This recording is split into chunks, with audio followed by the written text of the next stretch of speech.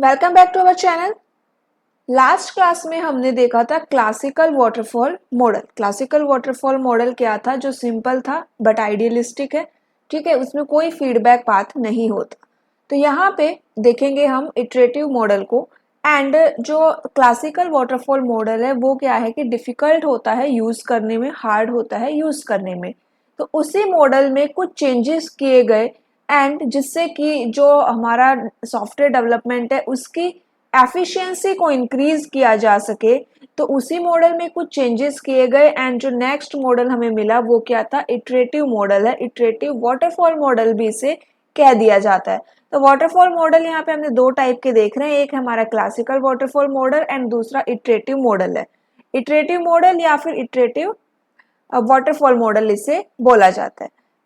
अब इस मॉडल को हम क्यों यूज करते हैं? इटरेटिव वाटरफॉल मॉडल क्यों यूज किया जाता है? तो जो सबसे बड़ा इसका रीजन है इस मॉडल को यूज करने का वो होता है इसका फीडबैक पाथ। जो क्लासिकल वाटरफॉल मॉडल है उसके अंदर कोई फीडबैक पाथ नहीं दिया गया, तो इसीलिए एक फेज को कंप्लीट करके जैसे ही नेक्स्ट फेज पे आते हैं तो हम वापस से क्या नहीं कर सकते, बैक नहीं क्या नहीं कर सकते, बैक ट्रैक नहीं कर सकते। तो इस मॉडल के अंदर फीडबैक पाथ दिया गया है, इसीलिए इस मॉडल को क्या किया गया है, सब यहाँ पे हम यूज करते हैं। ठीक है, अब यहाँ पे देखो, जो फेजेस हमने क्लासिकल वाटरफॉल मॉडल में देखे थे वही सेम फेजेस इटरेटिव मॉडल के होते हैं। यहाँ पे कौन कौन से फेजेस हैं? एसडीएलसी फेजेस में भी हमने डिस्कस किए थे, requirement analysis, design, testing, implementation, review. अब ये क्या है? इसकी एक इटरेशन है। ठीक है, मतलब वन टाइम हमने ये साइकिल कंप्लीट किया। अगर यहाँ पे कोई चेंज की रिक्वायरमेंट है, कोई एरर करेक्ट करना है कहीं पर, तो हम क्या कर सकते हैं, इसको रिव्यू करेंगे यहाँ पे। ठीक है, फर्स्ट इटरेशन यहाँ पे रिव्यू किया एंड देन यहाँ पे सेकंड इटरेशन में जाएंगे डिजाइन फेज में, फिर से डिजाइन करेंगे, सेकंड यहाँ पे टेस्टिंग, इम्प्लीमेंटेशन करेंगे, रिव्यू करेंगे, फिर यहाँ पे कोई चेंज की रिक्वायरमेंट है, थर्ड इटरेशन होगी यहाँ पे, and then design, testing, implementation, review. अगर हमारे यहाँ पे सब कुछ करेक्ट हो गया है देन इसको क्या किया जाएगा? डिप्लॉयमेंट किया जाएगा एंड उसकी मेंटेनेंस होगी। ठीक है, तो ये इटरेशन होती है। इटरेशन का मतलब यहाँ पे एक फीडबैक पाथ हमें मिल रहा है। अब यहाँ पे देखो, what is iterative waterfall model. तो इटरेटिव वाटरफॉल मॉडल में क्या किया गया कि जो ट्रेडिशनल वाटरफॉल मॉडल है, जैसे मैंने बता भी दिया कि क्लासिकल वाटरफॉल मॉडल है, उसी में क्या किया गया, उसमें ही कुछ चेंजेस किए गए हैं। ठीक है, इस मॉडल के अंदर हम क्या कर सकते हैं, किसी भी स्टेज के ऊपर क्या कर सकते हैं, कोई भी चेंजेस एंड इम्प्रूवमेंट कर सकते हैं। सेकंड पॉइंट है, फर्स्ट पॉइंट हमारा ये रहेगा कि ये ट्रेडिशनल वाटरफॉल मॉडल में ही क्या किया गया है, इसके अंदर कुछ चेंजेस किए गए एंड देन ये मॉडल आया। सेकंड स्टेप है कि किसी भी स्टेज के ऊपर हम इम्प्रूवमेंट एंड चेंज कर सकते हैं, लास्ट तक वेट करने की रिक्वायरमेंट नहीं है।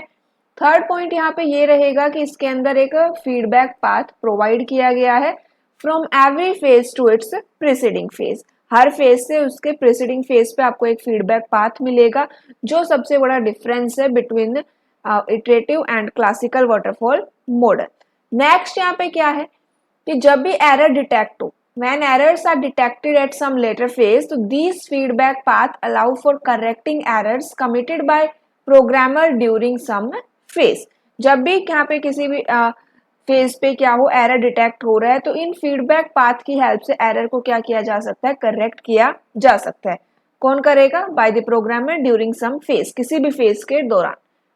Feedback path allow the phase to be reworked in which errors are committed and these changes are reflected in the later phases। अब यहाँ पे ये पॉइंट देखो कि फीडबैक पाथ यहाँ पे गिवन है but there is no feedback path to the stage feasibility study. जो फिजिबिलिटी स्टडी जो फर्स्ट स्टेप होता है ना, उसके लिए कोई फीडबैक पाथ नहीं दिया गया। इसका मतलब क्या हुआ कि एक बार जैसे ही हमने प्रोजेक्ट ले लिया, उसकी फिजिबिलिटी स्टडी की, ठीक है, उसकी फिजिबिलिटी स्टडी की, देन उसको आप बाद में चेंज नहीं कर सकते हो। उस टाइम पे जो जो आपने कहा कि फिजिबल है, ये सब रिसोर्सेज वगैरह रिक्वायर है, ये जितनी भी चीजें हमने फिजिबिलिटी स्टडी में रखी हैं, उनके लिए कोई भी फीडबैक पाथ यहाँ पे नहीं रहेगा। It reduce the effort and time required to correct the errors. Example क्या रहेगा? Building a new website for a small business, वो क्या है, इटरेटिव वाटरफॉल मॉडल का एक एग्जाम्पल। फेजेस हमने देख ही लिए हैं। फेजेस है feasibility study, requirement analysis and specification, design, coding and testing, then हमारा लास्ट रहेगा मेंटेनेंस। ठीक है, तो फीडबैक पाथ यहाँ पे फिजिबिलिटी स्टडी के लिए नहीं होता, यहाँ पे कोई भी फिजिबिलिटी स्टडी के लिए फीडबैक पाथ नहीं है। चलिए आगे देखते हैं, ये हो गए इसके क्या है, फेजेस हो गए। नेक्स्ट हमारा क्या रहेगा, ये प्रोसेस कब तक रिपीट करनी है, जब तक कि हमारा जो भी वेबसाइट है या फिर जो भी प्रोडक्ट है, प्रोजेक्ट है, उसके आपको गोल्स नहीं मिल जाए, उसकी रिक्वायरमेंट कंप्लीट नहीं हो जाए, तब तक हम इस प्रोसेस को इटरेट करते रहेंगे। When to use iterative waterfall model, कब यूज करना है, तो यहाँ पे देखो, the prerequisite of being well defined and comprehended, development team is gaining knowledge about new technology, certain characteristics and objective carry a significant chance of failure in the future. When to use, तो ये है आपका waterfall model, तब use करना है। Applications क्या क्या है, applications में यहाँ पे देखो, the essential needs are established but as time passes the finer points may become relevant. Programmers have a learning curve to climb when they utilize new technology. Resources needed to complete a large project are constrained, hence on a smaller scale. The automation is more temporary. Very high risk as the project's objective may occasionally alter.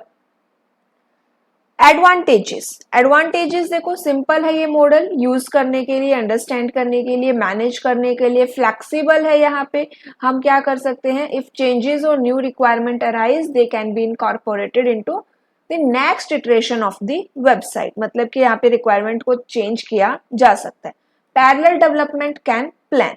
Scalability का मतलब क्या हुआ कि it can be used for project of various size and complexity. For example, a larger business may require more iterations or more complex requirement, but the same process can still be followed. Testing and debugging during smaller iteration is easy. Improved customer satisfaction. Next यहाँ पे quality assurance. Quality assurance है, ठीक है, बार बार यहाँ पे क्या किया जाएगा, टेस्टिंग एंड फीडबैक लिया जाएगा, देन हमारी क्वालिटी भी क्या रहेगी, हायर रहेगी प्रोडक्ट की। Risk reduction. रिस्क रिडक्शन कैसे है, iterative approach allows for early identification and mitigation of risk, reducing the likelihood of costly error later in the development process. Easy सा है, रीड करोगे तो भी समझ में आ जाएगा कि भाई क्या क्या इसके एप्लीकेशन है, क्या क्या इसके एडवांटेज डिसएडवांटेज। लेस टाइम, ये देखो यहाँ पे मेन है, less time is consumed on documenting and the team can spend more time on development and designing. Documenting में कम टाइम यहाँ पे दिया जाता है, इसीलिए जो टीम है वो डेवलपमेंट और डिजाइनिंग पे ज्यादा टाइम दे सकती है। हाईली कॉस्ट इफेक्टिव है ये टू चेंज द प्लान और requirements in the model.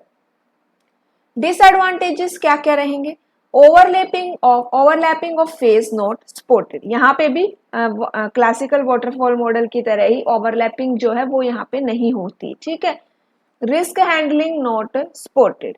Difficult to incorporate change request. जो मेजर ड्रॉबैक है वो यहाँ पे क्या रहेगा कि all the requirement must be clearly stated before starting the development phase. Customers may change requirement after some time, but the iterative waterfall model does not leave any scope to incorporate change requests that are made after the development phase start.